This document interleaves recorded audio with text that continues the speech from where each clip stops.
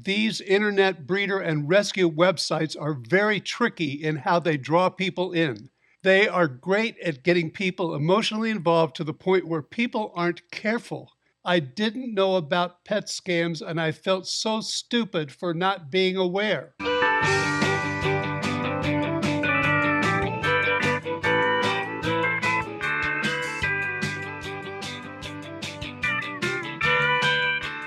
If you're passionate about Basset hounds, this podcast is for you. This is Woebegone, the Basset Hound Podcast. I'm your host, Don Bullock. Welcome to the Woebegone, the Basset Hound Podcast. I'm your host, Don Bullock. In this episode, I'm continuing on the subject of internet fraud. In episode 10, I expose an actual website and how to spot similar websites. In episode 11, I'm going to expose how these scammers get people to respond and commit money for a puppy and not give them one, of course. I'll also be sharing actual stories of people who have come forward to admit that they fell for one of these scams and how you can actually see their stories on news reports that I've included in the links in the description. Because some of you are more interested in rescue, towards the end, I'll give some actual descriptions from people who were scammed by a rescuer. Yes, those are there. They're out there, folks. Again, I'll be talking mostly about fraudulent breeders because I have this excellent example of one of their websites. It's important to note that the same techniques are also used for rescue. There are similar fraudulent websites on the internet today. I wouldn't be surprised if they just rename websites and change the wording from breeding to rescuing. So as I go through the following information, just substitute rescue dog with puppy, and that's exactly what they're doing. After all I've said so far, I'm sure some of you are wondering why anyone would buy a puppy from one of these internet breeders. These internet breeder and rescue websites are very tricky in how they draw people in. As I pointed out in episode 11, their first ploy is to use photos. Fraudulent breeders use cute photos of puppies, while fraudulent rescue groups find very pathetic photos of adult dogs that all of you feel sorry for. Both scour the internet for the right photos to use and even exchange them with other scammers. You can find the same photo in several of their websites. These fraudsters will do anything they think will get people emotionally involved and make them want to get a specific dog from them. They are great at getting people emotionally involved to the point where people aren't careful. Here are some other techniques they all seem to use based on the fraudulent breeders website that I've been talking about, plus others that I've looked at. First of all, the website states, quote, "We have a lot of newborn puppies of different colors available for reservation. For additional information and pictures, please contact us by email." End quote. This statement is suspect right away because the word colors is spelled COLOURS, the way it is in the UK and some other countries, not how we spell it here in the United States, COLORS. Either the website isn't from the United States, or as I suspected all along, it was created using artificial intelligence, or AI. AI can't differentiate between the two spellings. It has no clue which spelling to use for which country. Even websites like this one have big mistakes, but people still fall for them. The reason people fall for these scams is the fact that it says that puppies are available in several colors. I can't tell you how many times we received emails or calls for a specific color of Basset. Even though our AKC standard states that any hound color is acceptable for the breed, many people want a specific color. They may want one that's their favorite color or color combination, or maybe it's the same as their previous Basset. It's impossible for a breeder to have a whole wide variety of colors of puppies. Each litter usually has a specific combination depending on the colors of the sire and dam plus the colors of the Bassets in their pedigrees. While it's true that both tricolor puppies and red and white puppies can be born in the same litter, The patterns of each color in the litter usually are somewhat similar. If a breeder is showing an extremely wide variety of colors in their puppies, they are most likely either fraudulent or a front for a puppy mill. Yes, there are those in this world too, as well. The second reason people purchase dogs from websites like this is it states in many places available puppies. They state, quote, puppies are available year round, end quote. Scammers know that people today are very impatient. Many people who contacted us when we were breeding were disappointed that we didn't have any puppies readily available for them.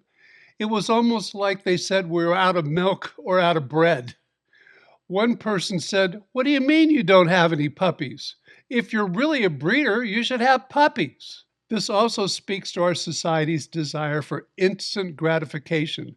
Many people today just aren't willing to wait. They want it now.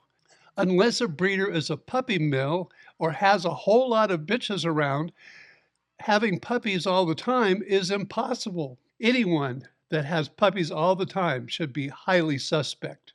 This website also makes people think it's urgent that they contact them now. Quote, don't miss out today. You can always discuss with us what you're looking for in your preferred Basset Hound puppy for rehoming. End quote. Quote, adopt a Basset Hound from us today and rest assured that you've come to the right place. End quote.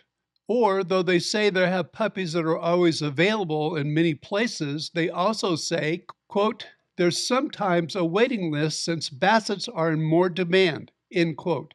So which is it? Do they always have them available or do they have a waiting list? Interesting.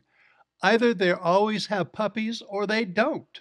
It looks like they have plenty of puppies available on their website page. On my most recent check, 12 puppies are available, but they do try to make buying a puppy more urgent because 3 are listed as sold. I wonder if that ever changes. Are those always the puppies that they have on their website? It would be interesting to look in 6 months and see. I hope you notice this website uses the words rehoming and adopting interchangeably, like they mean the same thing. The word buying is never used. One thing that scammers and a lot of non-reputable breeders do is they use words inappropriately. For example, when you get a dog from a breeder, you're buying a dog. It's simple as that. You're buying a dog. You're paying money and you're getting the dog from them. That's called buying. Now, when you get one from rescue, you're doing something a little different. You're actually adopting a dog, and that's different than buying. You're getting a dog that someone else has owned, most likely, and you're adopting it. You're taking it in, just like you would adopt a child. Same type of word, same type of use. Adopting a dog is something that we do when we go to rescue, not when you're getting one from a breeder. But a lot of breeders will interchange those two because adopt is now more socially correct than buying. It's just as simple as that. Then a lot of times these non-reputable breeders or scammers will say, oh, you're rehoming a dog. Well, rehoming a dog is a totally different idea. If we had a dog, for example, that finished its championship and we're looking for someone to take that dog because they can give it a really nice home and it's not one that we're going to be using on our breeding program, sometimes we'll let those go. And that's rehoming. That's finding a new home for the dog. The dog has a wonderful home with us and could continue to have a wonderful home, but we're looking for a different home for that dog so that it can get even more attention than it does here at our home. That's called rehoming. A lot of times these scammers or even some non-reputable breeders will use those terms interchangeably because they're much more politically correct and sound better to people today. People like to say, well, I adopted a dog rather than I bought a dog. And that's really kind of sad. How many times have you heard people describe their dogs as a rescue? That's something I hear all the time. Please don't get me wrong here. Adopting a rescue dog is very important, but these scammers have picked up on that lately, so they've converted some of their fraudulent breeder websites into ones where people can rescue a dog. Again, they've learned to take advantage of people by promising to give them what they want. They'll make it sound so good that people can't resist. I saw one of these websites that even stated that their 10-week-old puppies were house trained. Obviously, that's a ploy some of these scammers use to get people interested in their puppies. House training puppies is a long, drawn out process that takes months. It's one of the most frustrating things people go through who get puppies. Obviously, they'd be drawn to a website that the puppies came already house trained, but that never would happen.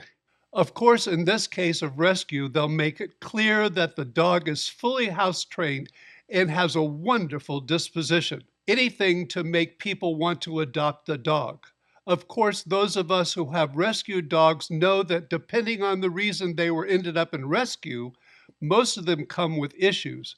I can't count the number of times I've seen descriptions for rescue dogs state that the dog isn't comfortable around men or other dogs, or possibly the dog isn't house trained, or other issues that the rescue dog has, because true rescue groups are honest about what's going on with the dog because they don't want people bothering them that wouldn't fit the description that's necessary for that particular dog. Perhaps the biggest reason people buy from these breeders is the price. Quote, our Bassets are very cheap and affordable, so everyone can get one, end quote.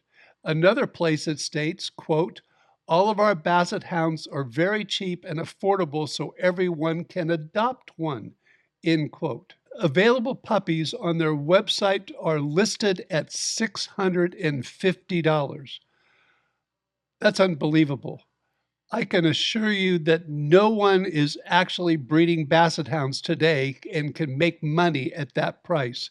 It's just impossible, especially if they're a reputable breeder, as this website claims that they are.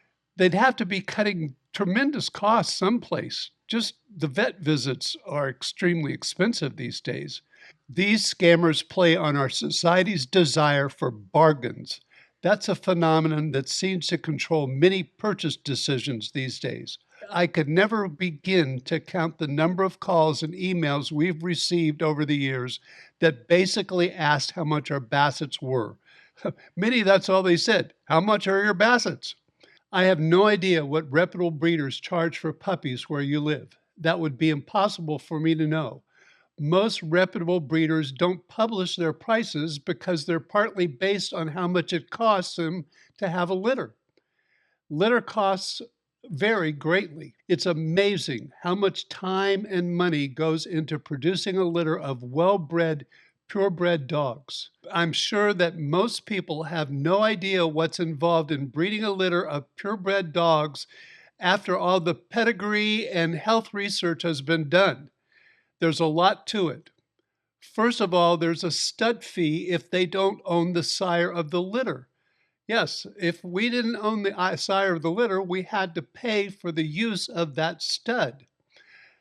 That cost here in Southern California would be somewhere around $1,000 to possibly as high as $3,000. We haven't bred recently, so I'm not sure, but I know it's at least $1,000. Sometimes the owner of a sire wants a puppy from the litter instead of money, but some want both. I know some breeders who insist on money plus 2 puppies. It's part of the breeding of purebred dogs.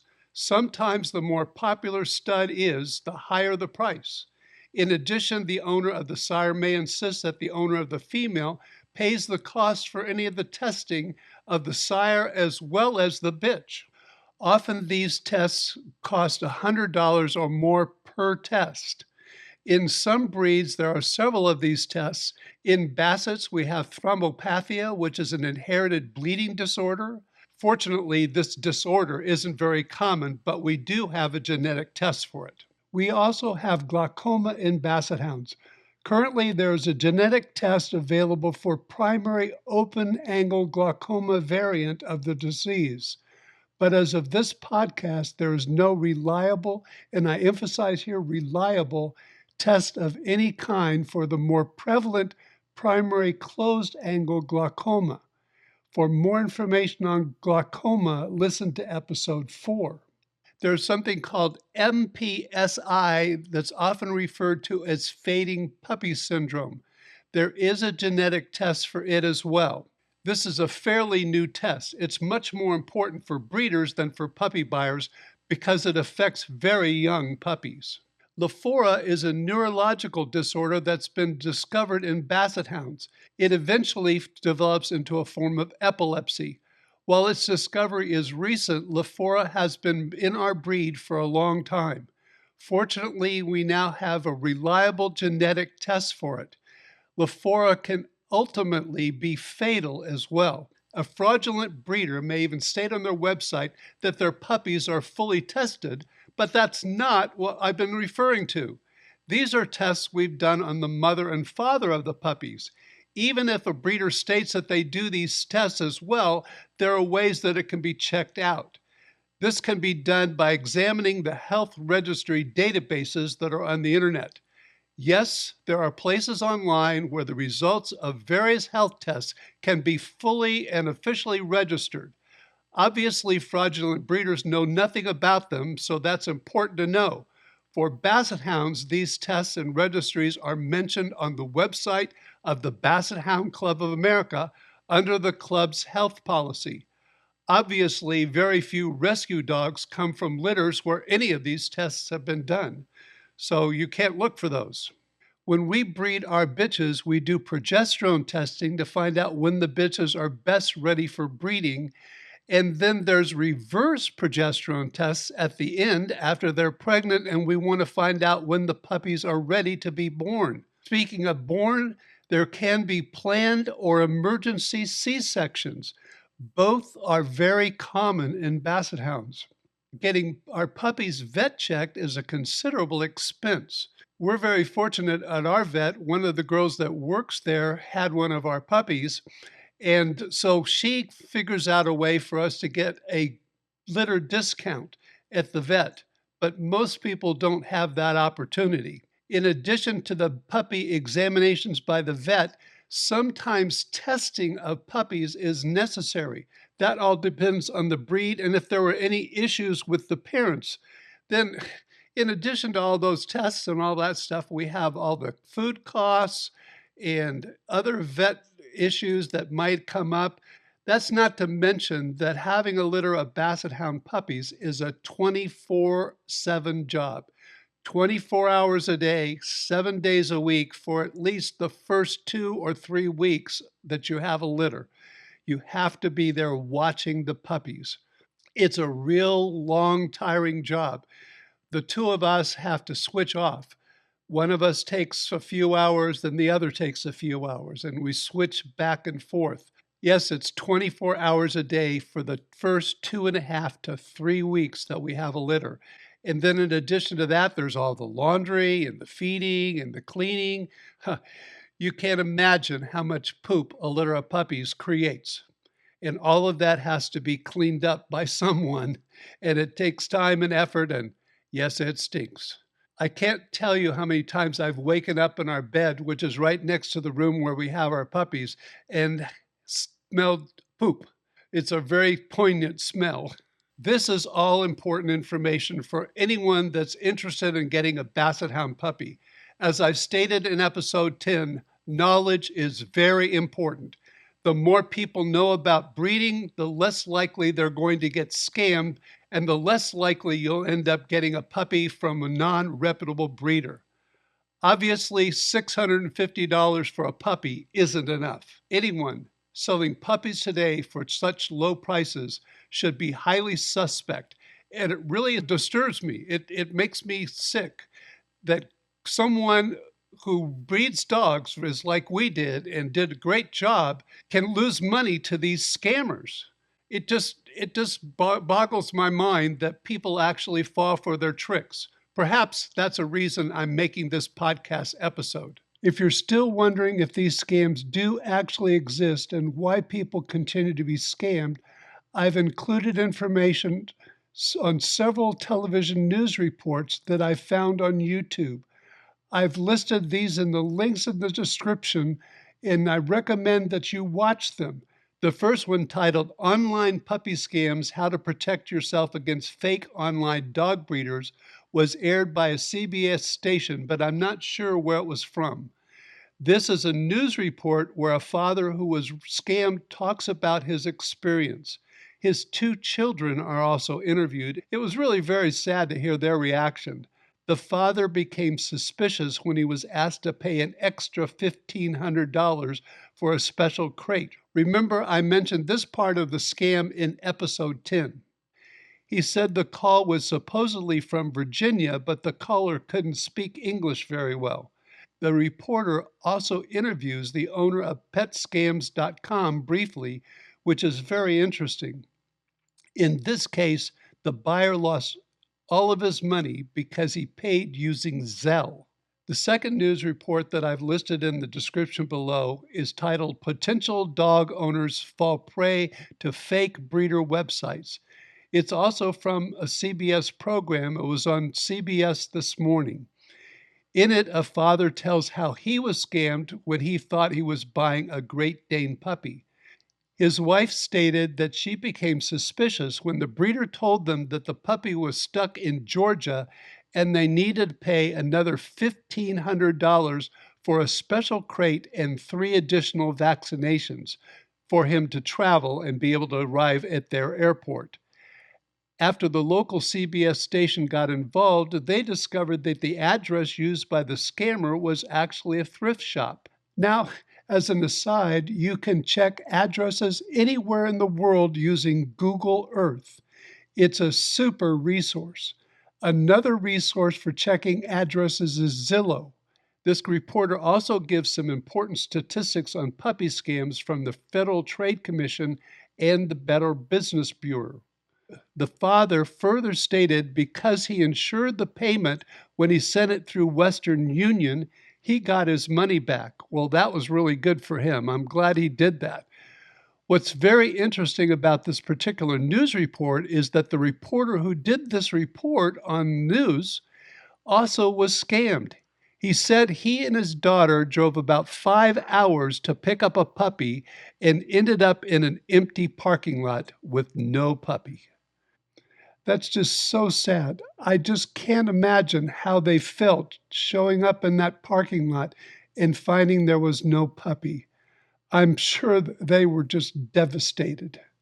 I'd also like to add in here a third news report from right here in San Diego.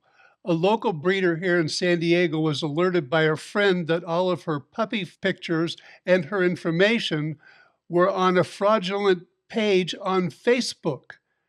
No sooner had she gotten Facebook to take that page down, a stranger contacted her and told her that she'd been scammed by someone who had another Facebook page with her photos on it.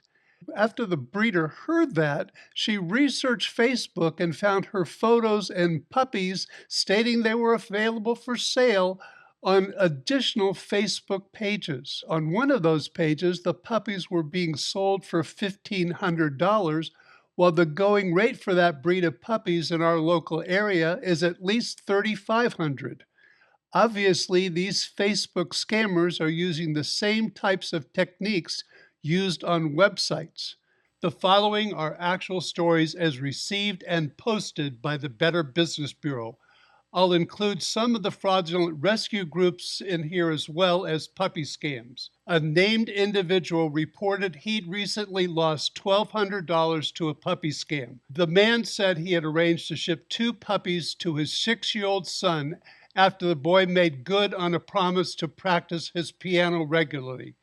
After ordering the husky puppies through a named website, he realized he'd been duped. When he finally stopped sending money, he was told the puppies would die. Now, that's a ploy I've found many times in these reports on scammers. The scammers will claim that they didn't receive the needed funds and the puppy will die or something else will happen to the puppy. In one case, the scammer told the buyer if they didn't pay the money, the puppy would be abandoned. Another said they'd turn the buyer into the FBI for abandoning the puppy at the airport. As I've stated before, they get people emotionally involved and will do anything and say anything that they think will work to get the money.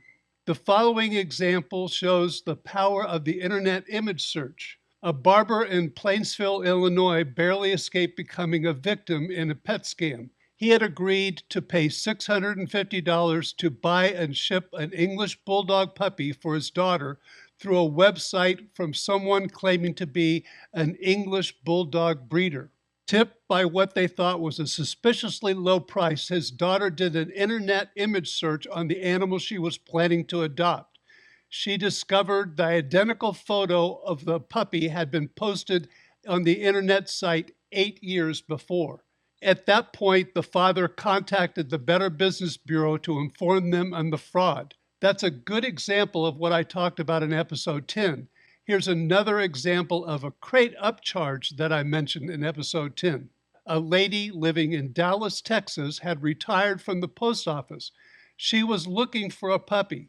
She's not one that had used the internet very often, but she used the internet to find a puppy and found a puppy that she liked on a website. After some texting and emailing, she sent $702 through MoneyGram to the breeder in Ohio for the dog, shipping plus a crate. The next day, she received a call from a second company saying that she had bought the wrong crate and would need to pay another $1,000 for a new one. But this money would be refundable. She then told the fraudsters that she knew it was a scam and was going to report it. She then filed complaints with both MoneyGram and the Better Business Bureau. Obviously, this is also an example of cheap prices that catch people's attention. While some people would say it's fortunate that the scammer only got $702, that's a lot of money for a retired postal worker, plus they didn't have to do much to get it. To me, that's the biggest issue with these scams. The following is an example of a fraudulent breeder who was posing as a rescue. Just as an aside here, sometimes legitimate rescue groups do have puppies. I'll talk more on that subject and other things dealing with rescue sometime in the future. Here's what the gentleman wrote. A French bulldog rescue posted puppies for sale on Facebook. I was interested and felt I had researched the breeder thoroughly. I will be filing another scam report on that situation later. Once I paid the puppy fee and the AKC fee, I was not told anything more.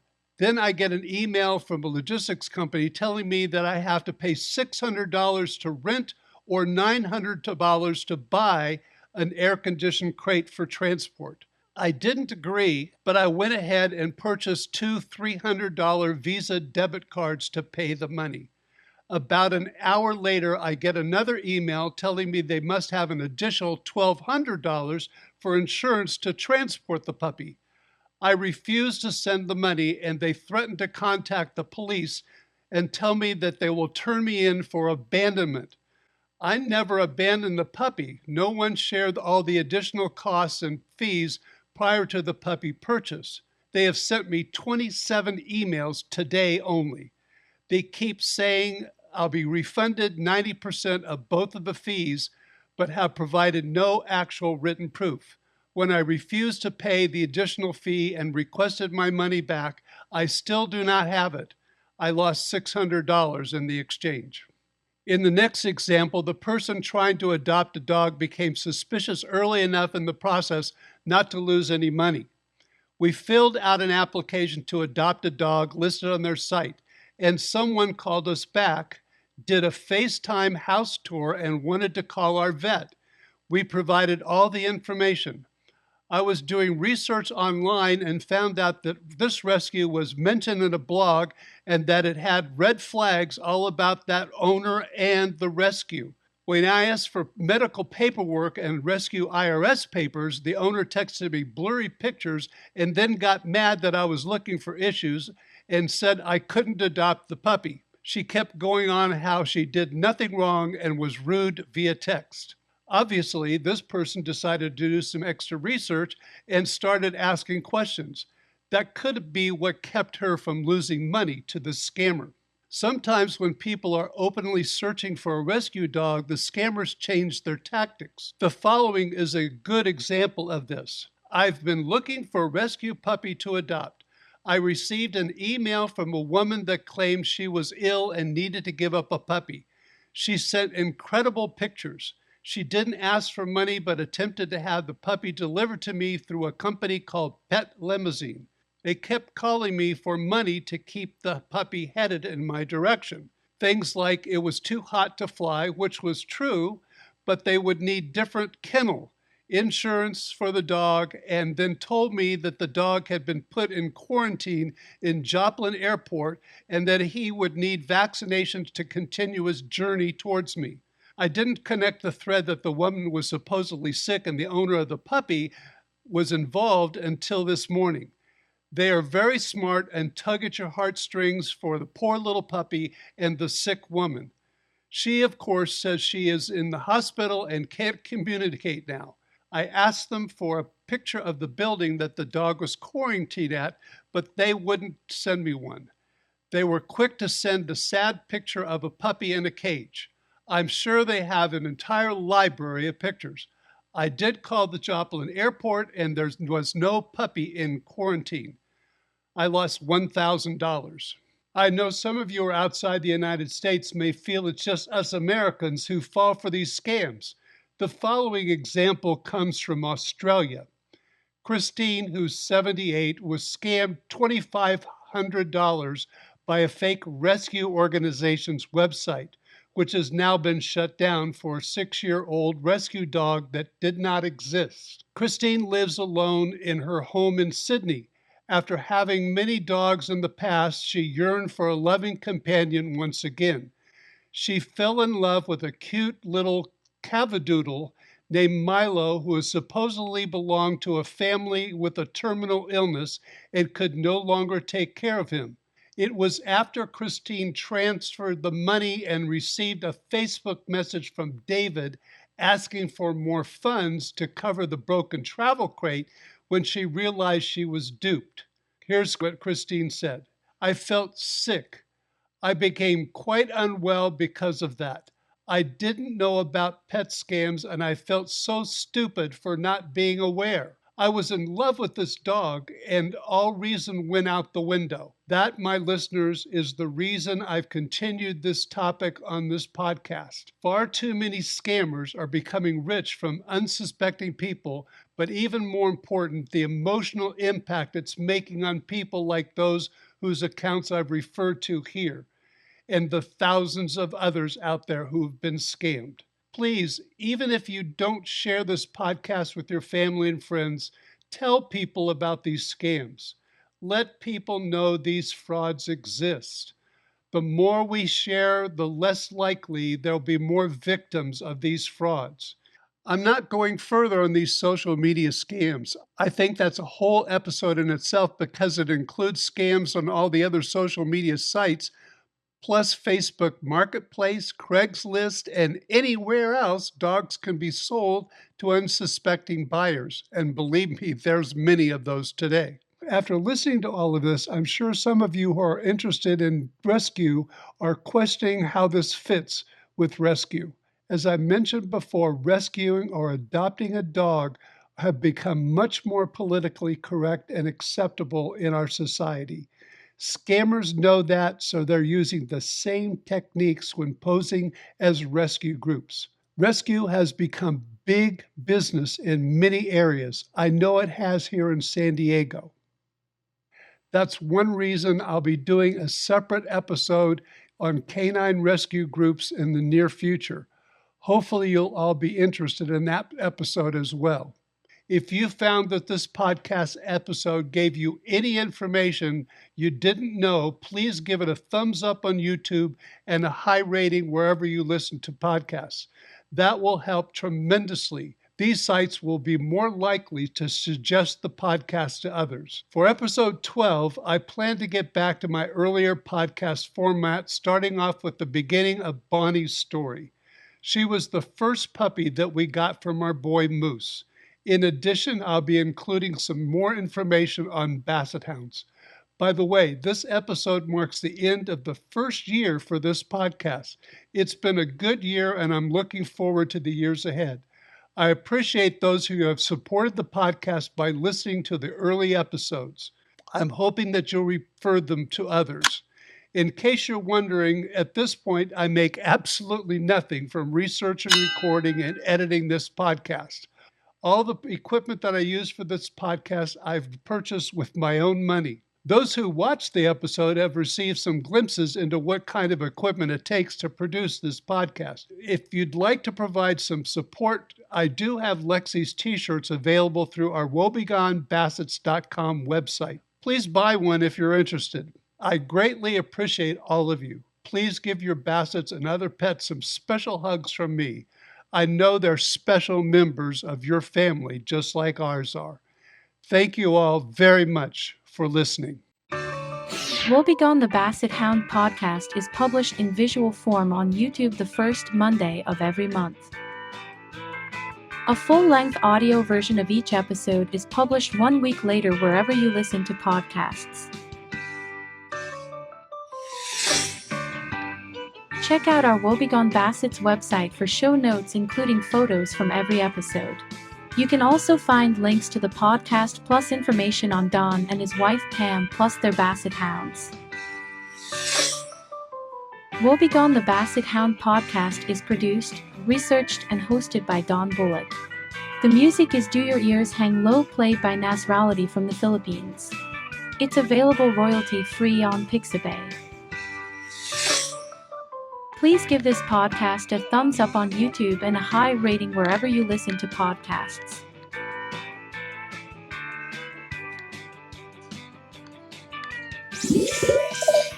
Until next time, this is Don. Thank you very much for listening.